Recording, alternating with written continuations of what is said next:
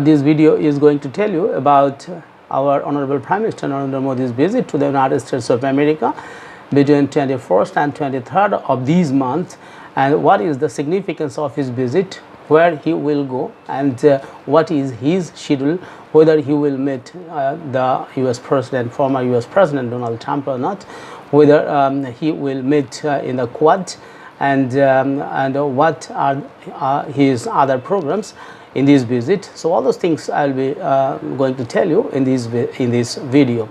All right, so the Prime Minister, Honorable Sri Narendra Modi, is going to visit the United States of America, particularly to attend the UN General Assembly meeting and the Quad meeting, right? During his visit, Prime Minister will take part in the 4th Quad Leaders Summit in Wellington, Delaware, which is being hosted by the President of the United States of America, Joseph R. Biden Jr., and on 21st of September. So following the request of US side to host the Quad Summit this year, India has agreed to host the next Quad Summit in 2025. Okay, so the Prime Minister's first stop will be directly from India to Wellington in Delaware, where you all know that this is the hometown of the US President Joe Biden, and this is the venue of the 6th Quad Summit, and it will be held there. This year's Quad meeting, as desired by Joe Biden, it is going to be held there only. So it also happens to be the 4th in-person summit between the Quad leaders, and that will be during the day on 21st of September, right? So I'm talking about Quad, but what is Quad? Why he is going there, right? So let me tell you in brief about Quad. All right, so Quad actually Quadrilateral Security Dialogue, right? This is QSD, actually it becomes QSD, but commonly known as Quad. So it is a strategic security dialogue between what are the countries? Between 4 countries: Australia, Japan, India, and the United States of America.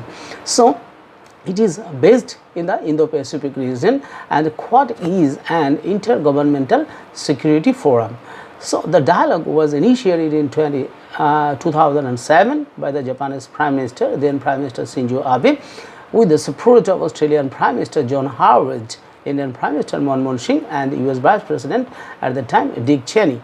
So the dialogue was paralleled by joint military exercises of an unprecedented scale titled Exercise Malabar. The diplomatic and military arrangement was widely viewed as a response to increased Chinese economic and military power. The Quad ceased to operate in 2008, followed the withdrawal of Australian Prime Minister Kevin Rudd's tenure, right? When Kevin Rudd became the Prime Minister in Australia, he withdrew because there was a growing tension between the United States of America and China. However, following Rudd's replacement by Julia Gillard in 2010, again military cooperation between the United States and Australia was resumed, right? So in the early of 2007, Prime Minister Shinzo Abe proposed a quadrilateral initiative under which India would join as a formal multilateral dialogue with Japan, United States, and Australia. So the initiation of an American, Japanese, Australian, and Indian defense arrangement modeled on the concept of democratic peace was credited to the Japanese Prime Minister Shinzo Abe. He was a great friend of India. Shinzo Abe visited in India, and at that time he praised India elaborately. And his meeting with Dr. Manmohan Singh was a historic one, and he has a great respect for Indian leaders like Mahatma Gandhi, and he was greatly impressed by Swami Vivekananda also. So all those things we came to know from his visit in 2007 to India. Okay, the quadrilateral was supposed to establish an Asian arc of democracy envisioned to ultimately include countries in Central Asia, Mongolia, the Korean Peninsula, and other countries in Southeast Asia. Virtually all the countries on China's periphery except for China itself. So this led some critic such as the former US State Department official Morton Abramowitz to call the project an anti-China move, right? And it was really an anti-China move actually. So while others have called it a democratic challenge to the projected Chinese century mounted by Asian powers in coordination with the United States. While China has traditionally favored the Shanghai Cooperation Organization, that is popularly known as SCO, the Quadrilateral was viewed as an Asian NATO. So Daniel Twing of the German Marshall Fund of the United States has written that the arrangement, quote, could lead to military conflict, unquote, or could instead lay an enduring foundation for peace if China becomes a democratic leader in Asia.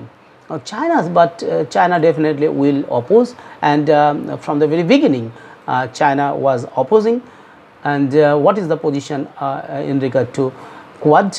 Whether it is it was a challenge for China or not? So that was clarified by our former Prime Minister, Dr. Manmohan Singh. Let me tell you a few about that. China, from the very beginning, was opposing about this Quad. China sent diplomatic protests to all 4 members of the Quadrilateral before any formal convention of its members. So in May 2007 in Manila, Australian Prime Minister John Howard participated with other members in the inaugural meeting of the Quadrilateral at Cheney's urging. Dick Cheney, the US Vice President at the time. Okay, so 1 month after joint naval exercises near Tokyo by India, Japan and United States. So in September 2007, further naval exercises were held in the Bay of Bengal, including Australia. So all these things happened, but China was not happy with all these things. Definitely, it was not supposed to be. So, though the Quadrilateral initiative of the Bush administration improved relationship with New Delhi, it gave the impression of encircling China.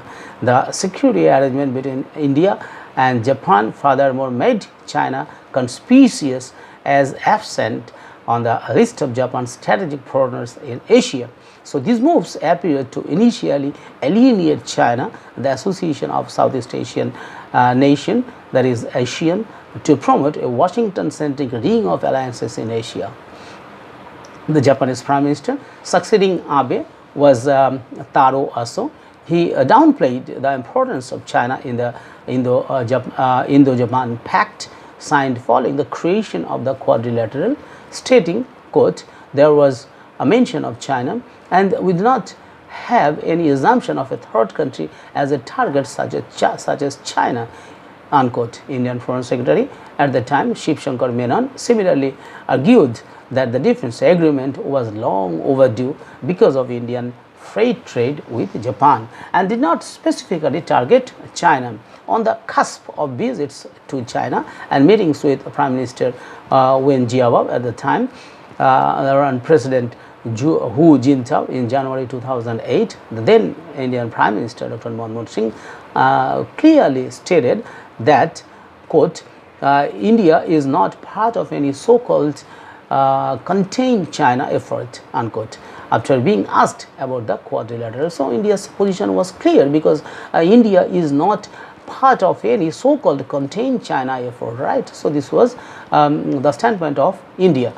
And now let me say about the Quad meetings and Quad summits, rather I would say, since 2021. During 2000 and 2001 and even 2002, there were COVID-19 pandemic. So in the first meeting held where it was virtual meeting actually, and the leader of the country was United States. However, the 4 participants were Joe Biden, Narendra Modi, Scott Morrison, Australia, and Yoshide Suga, the Prime Minister of Japan. Okay, and it was held on online basis or virtual meeting in video conference mode, right. The second meeting was held on September 24, 2021, and the country, it was held in the United States of America. At the time also, the President of the United States of America was Joe Biden, Narendra Modi from India, Scott Morrison from Australia, and Yoshihide Suga of Japan. So it was it held in Washington DC. All right. So, but the third meeting was held in Japan. At the time, Japanese Prime Minister was changed. Fumio Kishida became the Japanese Prime Minister, and Joe Biden Joe Biden was a President of the United States of America. Narendra Modi was a Prime Minister of India, and Scott Morrison was the Prime Minister of Australia, and it was held in Tokyo, right. So third meeting was held in Japan, Tokyo. The fourth meeting was held on May 19, 2023, and it was held in Japan once again.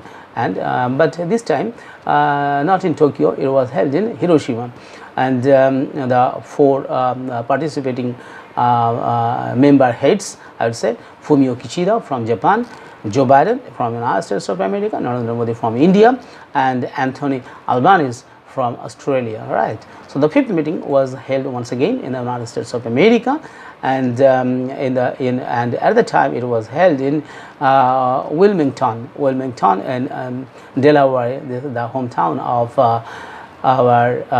the United States President Joe Biden. So in the fifth meeting also, the participating members were four countries. Definitely the persons were Joe Biden, Narendra Modi, Anthony Albanese, and Fumio Kishida. Right. Now this is the sixth meeting. This is this is the fifth meeting. This meeting is going to be held now, but the sixth meeting will take place in India only. Right. It was the fifth meeting actually. Fifth meeting is going to be held in Wilmington, Delaware. This is the hometown of Joe Biden. Okay, so following but how it was being Quad is being compared with NATO. So following the 2020 Malabar naval exercises, American Secretary of State and former CIA Director Mike Pompeo, he was a famous person, met with members of the Quad to discuss the converting the security arrangements into an Asian NATO, quote, Asian NATO with shared security and geopolitical goals. So one commentator at the South China Morning Post described the concept as quote, a bulwark against the rise of China, unquote. And a Chinese diplomat tested the concept as an attempt to wind back the clock of history. All right. So the Foreign Secretary of Sri Lanka raised concerns in October 2020 about the militarization in the Quad in the Indian Ocean. At the same time, Japan, the US, and Canada held a joint naval exercise called Keen Sword in October, which was one of the several Canadian naval exercises in the Taiwan Straits that year, and which was accompanied by diplomatic meetings in Tokyo. All right. So now it is saying that China's growing power in Indo-Pacific. But what is Indo-Pacific? Let me clarify this concept of Indo-Pacific in very short. Right. So the four Quad members or Quadrilateral members. So the four Quad members have played a major role in purposefully redefining the Asia-Pacific as Indo-Pacific.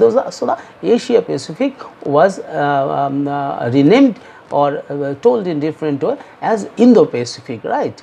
To deepen trans-regional ties between the Indian and Pacific Ocean areas, and to, in their words, deal more effectively with the rise of China in Asia, the Middle East, and Africa. The term Indo-Pacific gained traction in the political lexicon and strategic thinking of not only the Quad members, but as of recently also of ASEAN, the European Union, the United Kingdom, France, Germany, and Netherlands, used mainly with regard to China. So This is the concept of Indo-Pacific. Now let me say about what was the significance of Quad in international politics, right? So according to American think tank Center for a New American Security, CNAS, the United States pursued a dialogue in an effort to adapt to an increasingly economically powerful China in the South Pacific, where great power rivalry, massive military investment, social inequality, and contemporary territorial disputes have all made war in Asia plausible. According to the CNAS, establishing a series of alliances among nations recognized democratic by the United States further its own interests. Quote, it is precisely because of the rise of Chinese power and the longer term trend towards multipolarity in the international system. The values can and should serve as a tool of American statecraft today. Unquote. So, prominent U.S. politicians from both the Democratic and Republican parties have advocated a more aggressive diplomacy in Asia. During the 2008 U.S. presidential campaign, President Barack Obama called for a new worldwide concert of democracies to counter the influence of Russia and China in the UN Security Council. Key officials of Obama's administration were involved in the Princeton Project, whose final report called for the construction of a new concert of democracies. Secretary of State Hillary Clinton's policy planning director at the State Department, Annie Mary Slaughter, authored the Princeton Project's final report, which called for reconstituting the quadrilateral military partnership among the United States, Japan, Australia, and India. John McCain also called for a League of Democracies. The League of Democracies, John McCain told, and Rudy Giuliani for incorporating Asia's military capable democracies into NATO.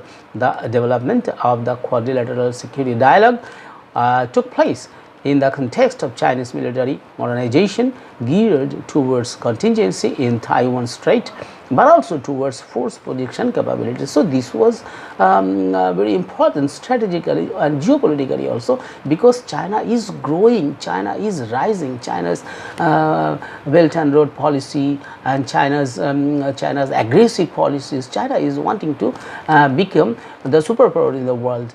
China's infrastructure is building very rapidly, and China is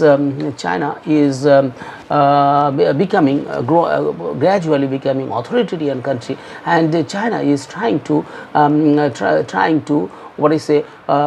keep or put its hegemony in the world, because the poor or middle income countries are being given loans. And in these loan trap, they are many of the countries are now in trouble, because they cannot give back the loan amount or interest. That is why, and due to their policy, China is trying to capture those countries. China is trying to make those countries as their satellite countries, and wherever it possible, if there is necessity of military aggression, or if there is necessity of trade relations, if there is necessity of any kind of aggression or attack against their enemy countries, that can be possible through those poor and middle income countries. You see, China has given loan to Pakistan, so they are creating continuous pressure on India. And nowadays Bangladesh has become in Bangladesh there is no elected government, because the elected government of Sheikh Hasina was ousted from power, and in Bangladesh now an interim government is there, headed by chief advisor is Dr. Muhammad Yunus. He is a non-political man, he is an academician, whatever it may be, I am not going to deal in that. But China's policy is to create a hegemony in the world. So, but this is definitely earlier. Nowadays Russia after the segregation or division of the former Soviet Russia, now Russia has become some parts or or has been divided into various states. But now China is growing, and Russia is not in full picture. Rather, I would say the Cold War period has been ended, but a new Cold War period has been started between China and India. And because you see the China's economy is, it seems that in this way, if China grows, then it will not take many days or many years to overtake United States. So if China can overtake United States economically, if its GDP becomes greater than United States, so definitely it will become a problem for the United States of America. So that is why America always wants to deter China. Earlier it had the policy to deter communism in Soviet Russia, but now it is the policy of the United States to deter China, right? So definitely it will make different kinds of associations, different kinds of what I say, the bilateral or trilateral or quadrilateral alliances with different countries, so that they can keep up their hegemony, so that they can keep up their supremacy and dominance in the world. Right. So the importance of Quad number. Now I will say what is the importance of these Quad summit. Right. This fifth Quad summit. What is the importance? So the Quad summit remains one of the pivotal moments of this trip of Prime Minister Narendra Modi, as it comes at a time when regional powers are navigating a complex web of alliances and adversarial relations in the Indo-Pacific. The collaboration between the Quad members serve as a counterbalance to the growing assertiveness of China. I say growing assertiveness of China, and it reflects their commitment to maintaining a rules-based international order. Additionally, the summit signals India's increasing role as a key player in the global security and its position as the leading force in promoting regional stability. So PM Modi's engagement with global leaders, particularly through the Quad and the United Nations, will continue to strengthen India's strategic ties and its stature on the world stage, making this visit a vital diplomatic and economic mission. So at the Quad summit, the Indian Prime Minister will meet these four members, four counterparts: Asia, for Japan, Australia, and United States, President of the United States, and Japan's Prime Minister, and definitely the Prime Minister of Australia. So this is going to be a great meeting, and the world as a whole will be benefited at the Quad summit. The leaders will review the progress achieved by the Quad over the last 1 year and set the agenda for the year ahead to assist the countries of the Indo-Pacific region in meeting their their development goals and aspirations. Okay, so United Nations, and you see next on the 23rd, Prime Minister will address the Summit of the Future at the United Nations General Assembly in New York. The theme of the summit is multilateral solutions for a better tomorrow. Multilateral solutions for a better tomorrow, right? So the United Nations General Assembly will take place between September 10 and 28. So it has already been started. Today is 19th. Okay, 19th September. So these 79th session of the UN General Assembly opened already on September 10, 2024. The UN is the only place on earth where countries, whether big or small, have a say. Any country, any member country have a say on international peace or global peace, security, and climate change, on all the issues, right, for sustainable development of the world as a whole. So the debates and conversations that will unfold during UN General Assembly meeting 79 will shape and the solutions that can redefine the future of the world. So the Summit of the Future takes place on September 22 and 23, 2024, the first of its kind. The summit will bring together leaders, advocates, and activities of all ages to determine how our international system can better meet the needs of current and future generations. Okay.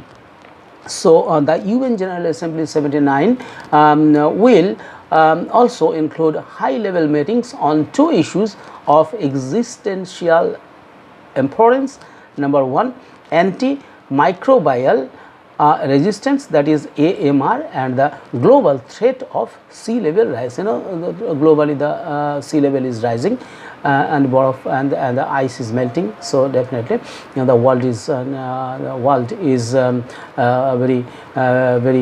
very anxious to deter this climate change, the effects of climate change. Right. So at the highest level, the leaders will discuss and how the world can be a safe place from the effects of climate change. That will be decided in the meeting. A large number of global leaders are expected to participate in the summit. On the sidelines of the summit, Prime Minister would be holding bilateral meetings with several world leaders and discuss issues of mutual interest. Now, I'd say that there was a rumor that our Honorable Prime Minister Narendra Modi will meet Donald Trump, because on September 19, there was news in the Times of India, I saw, and in other newspapers also there was the news that Donald Trump told in a campaign rally that Prime Minister Narendra Modi was coming to meet him next week. So the Prime Minister Modi is coming to meet him, he told. Okay, in a briefing of media, Mr. Modi's upcoming visit to the United States from September 21 to 23, Foreign Secretary Vikram Misri said Mr. Modi would hold separate meetings with US President Joseph Biden, Japanese Prime Minister Fumio Kishida, and Australian Prime Minister Anthony Albanese in Wilmington, where he will arrive on Saturday on 21st for the Quad meeting. And there were a number of bilateral meetings had been planned during his visit to New York on Saturday, but there was no confirmation. There was no confirmation that Prime Minister Modi will meet Donald Trump, though Donald Trump and Modi are having friendship, a very close friendship, because earlier also Modi went there during his election campaign. But this time, if Modi meets only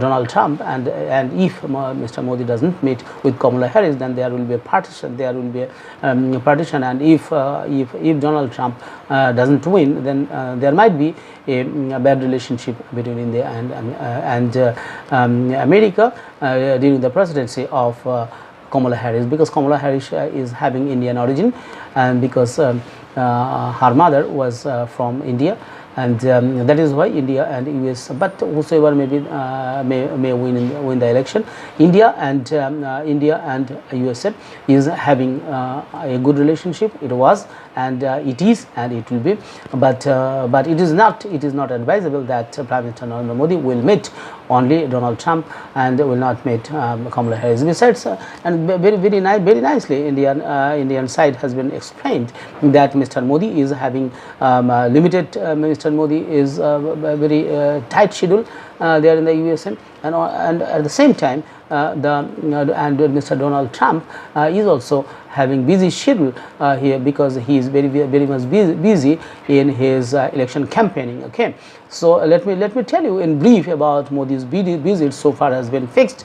The visit begins with a Quad summit and a critical platform to cooperation between the four members that I have told, and a Quad reception is scheduled on 21st. A Quad reception is scheduled for later in the evening, and providing a diplomatic networking platform for key officials and stakeholders. Prime Minister Modi will head the New York City later that night. On 21st night also, he will head from Delaware to New York in the night to continue his series of high-profile engagements. On 22nd, diaspora and CEO engagements in New York City.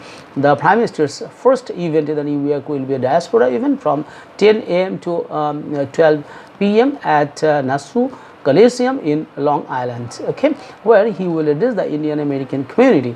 So the event is expected to reinforce the strong connection between India and its diaspora, which plays a vital role in fostering in the US relations. So in the afternoon, PM Modi is scheduled to meet with American business leaders at his hotel. an important opportunity to strengthen economic ties and attract investment in key sectors like technology, energy, and manufacturing. Following the meeting, PM Modi will engage with global leaders in bilateral discussions that will continue until 10 p.m. So this is the schedule of 22nd. And on 23rd, United Nations Summit and other engagements. On the 23rd, the Prime Minister will participate in the UN Summit for the Future, where he will deliver a brief speech. The summit will address the pressing global challenges of the future, including sustainable development, digital transformation, and global governance. PM Modi's presence at the United Nations underscores India's growing leadership role on the world stage, particularly in addressing climate change and sustainable economic growth. So, in addition to the UN summit, Modi is expected to hold further bilateral meetings throughout the day and may participate in other events which are not yet confirmed. That will be confirmed in due course of time. So the final day of visit will be dedicated to further bilateral discussions before the Prime Minister departs for India later that evening. So these meetings will likely focus on fortifying India's diplomatic and economic partnerships with an emphasis on cooperation in key areas such as defense, trade, and technology rights. So with this, I would like to conclude here, because I have been telling for a long time. Right? Thank you. Thank you very much. Thank you.